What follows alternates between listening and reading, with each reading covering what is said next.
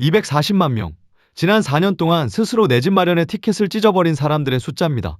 한때 국민 로또라 불리며 성인이 되면 가장 먼저 만들어야 할 통장이라고 부모님이 손을 잡고 은행에 데려갔던 바로 그 통장이 지금 이 순간에도 해지 창구 앞에 줄을 세우고 있어요. 매달 10만 원, 25만 원씩 꼬박꼬박 넣어온 돈이 수백만 원, 많게는 수천만 원에 이르는데 사람들은 왜 이 돈을 스스로 꺼내들고 은행 문을 나서는 걸까요?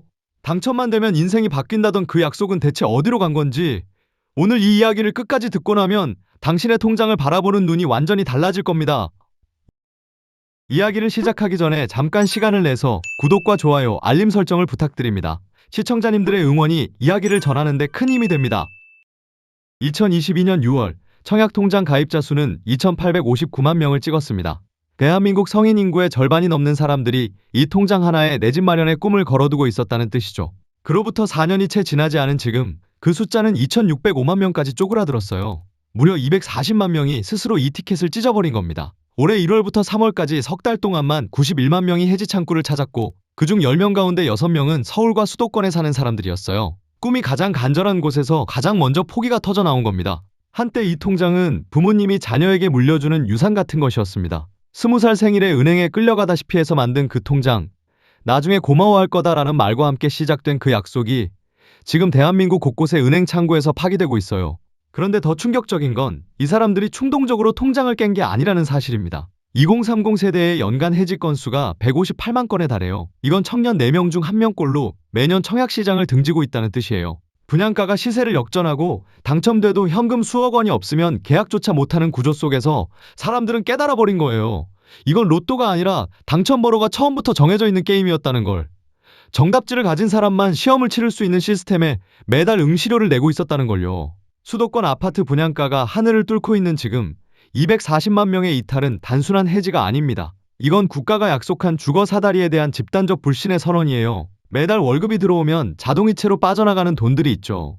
통신비, 보험료, 그리고 청약통장. 10만 원이든 25만 원이든 당신의 통장에서 매월 소리 없이 빠져나간 그 돈이 지금 어디서 뭘 하고 있는지 한 번이라도 들여다본 적 있나요? 만약 매달 10만 원씩 10년을 넣었다면 원금만 1,200만 원입니다. 청약통장 금리가 최대 연 3.1%라고 하지만 실제로 10년간 쌓이는 이자는 고작 200만 원 남짓이에요. 1,200만 원을 10년 동안 묶어두고 받는 대가가 치킨 130마리 값 정도라는 얘기입니다. 그 돈을 같은 기간 연평균 8%짜리 미국 S&P 500 인덱스 펀드에 넣어뒀다면 어떨까요? 원금 1,200만 원이 대략 1,800만 원 넘게 불어나 있었을 거예요. 둘 사이의 차이 약 400만 원. 매달 아메리카노 한 잔 값도 안 되는 10만 원을 아끼려고 넣은 통장이 10년에 걸쳐 당신 호주머니에서 400만 원을 조용히 빼간 셈이죠. 25만 원씩 넣은 분이라면 이야기가 더 아프게 다가옵니다. 10년이면 원금 3천만 원, 기회비용 차이는 1,000만 원을 훌쩍 넘겨요. 제주도 가족여행 서너 번은 거뜬히 다녀올 수 있는 돈이 잠들어 있는 겁니다. 물론 이 돈은 사라진 게 아니에요. 통장 안에 고스란히 남아있죠. 하지만 그 돈은 꿈쩍도 하지 않습니다. 이자는 물가 상승률에도 못 미치고 인출하면 청약 자격이 날아가니 건드릴 수도 없어요. 당신의 돈인데 당신 마음대로 쓸 수 없는 돈? 새벽에 눈이 떠져서 핸드폰으로 잔액을 확인해 본 적 있는 분이라면 그 숫자가 주는 묘한 답답함을 아실 겁니다. 분명 내 돈인데 왜 이렇게 무력한 느낌이 드는 건지. 그게 기회비용이라는 보이지 않는 세금의 정체입니다. 올해 4월 서울 서초구 아크로드 서초 재건축 청약에서 전용 59제곱미터 한 타입의 당첨자 가점이 84점으로 집계됐습니다. 84점!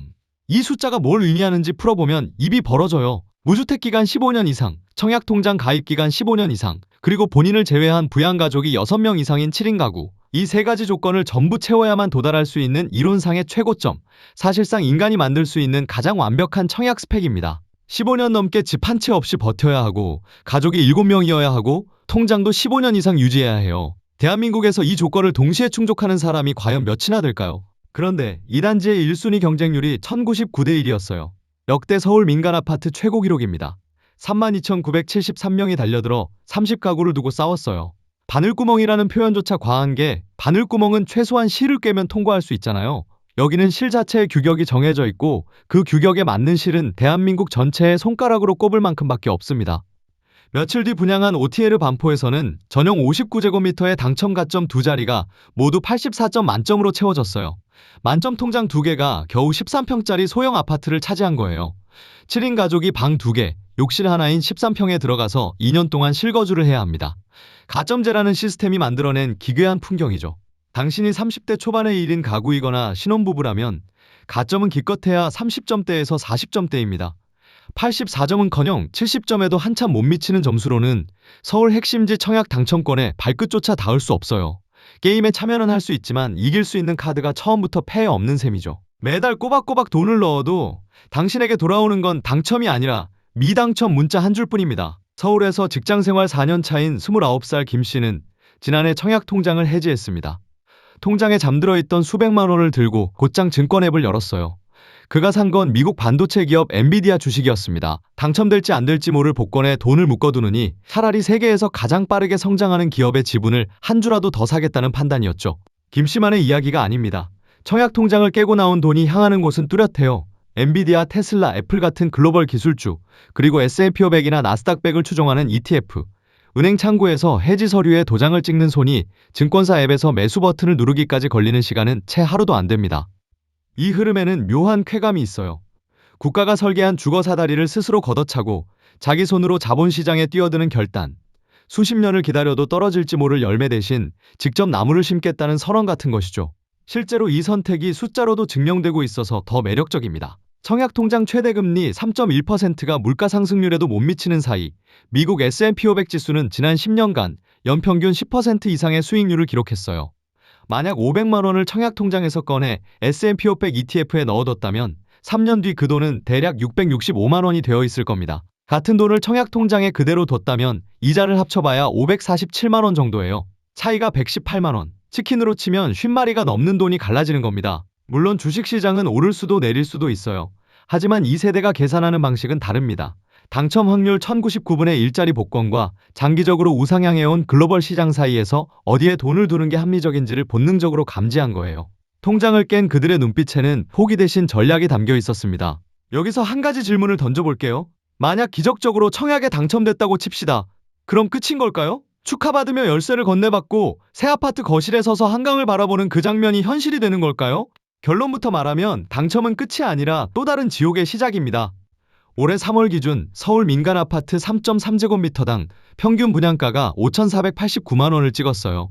역대 최고치입니다. 불과 2년 전과 비교하면 40% 넘게 뛴 숫자예요. 이걸 국민평형이라 불리는 전용 84제곱미터로 환산하면 분양가가 18억 원에서 25억 원 사이에 걸쳐 있습니다. 강서구 방화동의 레미안 엘라비네가 18억 원대, 동작구 노량진 뉴타운이 25억 원대, 용산 이촌르엘은 가장 작은 평형조차 25억 9천만 원이에요. 문제는 이 돈을 빌릴 수조차 없다는 겁니다. 25억 원 초과주택의 주택담보대출 한도는 고작 2억 원이에요. 이촌르엘에 당첨된 사람은 계약금 6억 5천만 원에 잔금까지 합치면 현금 최소 23억 원을 손에 쥐고 있어야 합니다. 23억 원, 연봉 5천만 원인 직장인이 한 푼도 안 쓰고 46년을 모아야 만들 수 있는 돈이에요. 당신의 월급 통장에서 매달 빠져나가는 생활비를 빼면 그 46년은 사실상 평생이 돼버리죠. 분양가 상한제가 적용된 강남권 단지에서는 당첨만 되면 10억 원에서 30억 원의 시세 차익이 기대된다는 기사가 쏟아져요. 하지만 그 로또에 당첨되려면 84점 만점의 가점과 수십억 원의 현금이 동시에 필요합니다. 시세 차익 30억 원이라는 황금 열쇠는 이미 금고 안에 들어있고 그 금고의 비밀번호는 현금 부자들만 알고 있는 셈이에요. 그들은 당첨 전부터 계약금을 준비해놓고 여유롭게 청약 버튼을 누릅니다. 당신은 당첨 문자를 받아도 계약금을 마련할 방법이 없어서 눈물을 삼키며 포기해야 하죠. 같은 시험을 쳤는데 그들은 정답지를 보고 풀었고 당신은 시험지를 받았지만 연필이 없었던 겁니다. 34살 직장인 박 씨의 이야기를 해볼게요. 그는 22살에 첫 직장을 잡자마자 청약통장을 만들었습니다. 부모님이 시킨 게 아니라 스스로의 결심이었어요.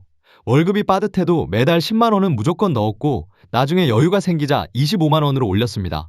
12년 동안 한 번도 빠지지 않고 납입했어요. 그 사이 청약을 넣은 횟수가 50번이 넘습니다. 매번 결과는 같았어요. 미당첨. 당첨자 발표일 아침마다 화장실에서 휴대폰을 들여다보는 게 일종의 의식이 됐죠. 화면에 뜨는 미당첨 세 글자를 확인하고 세수를 하고 넥타이를 메고 출근합니다. 그걸 50번 넘게 반복했어요. 그때마다 다음엔 되겠지라고 속으로 되뇌었다고 합니다. 하지만 올해 초 그는 통장을 해지했어요. 가점을 계산해보니 42점. 서울 핵심지는 70점대 후반이 커트라인이고 외곽 지역도 60점 밑으로는 좀처럼 내려오지 않는다는 걸 알게 됐거든요. 12년을 넣어도 가점은 겨우 몇 점 오를 뿐이고 나이를 먹어봐야 무주택 기간 점수는 미혼 1인 가구에게 인색합니다. 부양가족 점수는 처음부터 싸움이 안 되는 영역이었고요. 이 정도면 어렵다고 봐야겠다. 그가 통장을 해지하며 남긴 말입니다. 감정이 격한 게 아니었어요. 오히려 너무 담담해서 더 아팠다고. 그 이야기를 전해들은 후배가 그러더라고요. 12년치 희망을 접는 데 걸린 시간은 은행 창구에서 보낸 5분이 전부였습니다. 박씨만의 이야기가 아니에요. 2030 세대 사이에서는 흙수저에게 청약은 그림의 떡이라는 말이 자주 섞인 유행어처럼 번지고 있어요. 매달 꼬박꼬박 돈을 넣고 수십 번 청약을 넣고 그래도 안 되는 구조 앞에서 사람들은 분노하기보다 체념하고 있습니다. 분노할 힘조차 남지 않은 거예요. 그리고 이 조용한 체념이야말로 한 세대가 국가의 주거 약속을 더 이상 믿지 않게 됐다는 가장 슬픈 증거입니다. 240만 명이 빠져나간 자리에 묘한 역설이 숨어 있습니다. 올해 1월부터 2월까지 전국 아파트 청약 당첨자 7,365명을 분석한 데이터에서 30대 이하가 차지하는 비율이 61.2%로 집계됐어요. 10명 중 6명 이상이 젊은 층이었다는 뜻이고 통계가 시작된 2020년 이후 역대 최고치입니다. 지난 6년간 이 비율은 46%에서 58% 사이를 맴돌았는데 올해 처음으로 60%를 뚫었어요. 사람들이 우르르 빠져나가는 그 출구 반대편에서 남아있는 소수가 조용히 열매를 따고 있었던 겁니다. 비밀은 제도의 틈새에 있어요. 첫 번째 카드는 신생아 특별공급입니다. 2024년에 공공분양에서 시작된 이 제도가 올해 민영주택까지 확대됐어요. 2세 이하 자녀를 둔 가구에게 민영주택 물량의 10%, 국민주택 물량의 15%가 별도로 배정됩니다. 신혼부부나 생애 최초 특공과 경쟁하지 않고 독립된 파일을 가져가는 구조예요. 출산을 앞둔 부부에게는 수천만 원짜리 로또 번호가 하나 더 생기는 셈이죠. 두 번째 카드는 추첨제 물량입니다. 전용 85제곱미터를 초과하는 민영주택은 가점제 없이 추첨제로 돌아가는 비율이 높아요. 투기과열지구에서도 이 면적대는 추첨제 비중이 20%에 달하고 그 외 지역에서는 100% 추첨으로 당첨자를 뽑습니다. 가점 42점짜리 통장이라도 추첨 앞에서는 84점 만점 통장과 동등한 확률을 갖게 되는 거예요. 가점 싸움에서 밀려난 사람일수록 오히려 이 판에서는 승산이 있습니다. 세 번째 카드는 청년주택 드림 청약통장이에요. 만 39세 이하 무주택자라면 가입할 수 있고 금리가 최대 연 4.5%입니다. 시중 예금 금리를 가볍게 뛰어넘는 수준이죠. 여기에 당첨까지 되면 분양가의 80%까지 최저 연 2.2% 금리로 대출을 받을 수 있어요. 분양가 6억 원짜리 소형 아파트에 당첨됐다면 자기 돈 1억 2천만 원에 나머지 4억 8천만 원을 연 2.2%로 빌리는 구조가 가능하다는 뜻입니다. 모두가 끝났다고 외치는 게임에서 룰북의 부록을 읽은 사람만이 발견할 수 있는 뒷문이 분명히 존재해요. 수억 원의 대출을 짊어지고 손에 넣은 아파트 한 채가 과연 진정한 내 집일까요? 아니면 30년간 원리금을 갚아야 하는 은행의 집일까요? 이 질문 앞에서 답이 쉽게 나오지 않는 이유는 우리가 집이라는 단어에 너무 많은 의미를 실어왔기 때문입니다. 부모님 세대에게 집은 곧 인생이었어요. 결혼하면 전세를 끼고 들어가고 아이가 태어나면 대출을 받아 내 집을 마련하고 은퇴할 즈음 그 집값이 올라 노후 자금이 되는 순환. 이 공식이 반세기 동안 대한민국에서 진리처럼 작동했습니다. 청약통장은 그 공식의 첫 번째 단추였고요. 하지만 그 공식을 지탱하던 전제들이 하나씩 무너지고 있어요. 분양가는 연봉의 수십 배로 치솟았고 대출 규제는 사다리의 가운데 계단을 잘라냈습니다. 당첨돼도 현금 23억 원이 필요한 세상에서 일단 넣어두면 언젠가 된다는 믿음은 더 이상 작동하지 않아요. 그래서 240만 명이 떠났고 158만 건의 해지가 매년 반복되고 있는 겁니다. 이건 개인의 판단 실패가 아니라 시대가 바뀌었다는 신호예요. 한편에서는 통장을 깨고 미국 주식에 올라탄 사람들이 연 10%의 수익률을 만끽하고 있고 다른 한편에서는 신생아 특공과 추첨제라는 틈새를 파고든 사람들이 조용히 당첨의 열쇠를 거머쥐고 있습니다. 정답은 하나가 아니에요. 중요한 건 그 선택이 습관이 아니라 전략에서 나왔느냐는 것이죠. 매달 자동이체로 빠져나가는 10만 원, 25만 원. 그 돈이 지금 당신에게 어떤 미래를 만들어주고 있는지 단 한 번이라도 계산기를 두드려 본 적이 있는지 12년을 넣고도 42점밖에 안 되는 사람에게 그 통장은 희망이 아니라 관성입니다. 반대로 신생아 특공 자격이 되거나 추첨제 물량을 노릴 수 있는 사람에게는 지금 이 순간 해지하는 것이야말로 가장 비싼 실수가 될 수 있어요. 희박한 확률의 자산을 묶어두는 것과 그 돈으로 당장 현금 흐름을 만드는 것, 은행의 집을 30년간 갚아나가는 것과 월세를 내더라도 남는 돈을 굴려서 자산을 불리는 것. 어느 쪽이 옳다고 단정할 수 있는 시대는 이미 끝났습니다. 다만 한 가지는 확실해요. 아무 생각 없이 매달 돈을 넣는 것도 아무 계산 없이 통장을 깨는 것도 둘 다 당신의 돈을 가장 값싸게 다루는 방법이라는 것. 당신의 통장은 지금 답이 아니라 질문을 던지고 있습니다.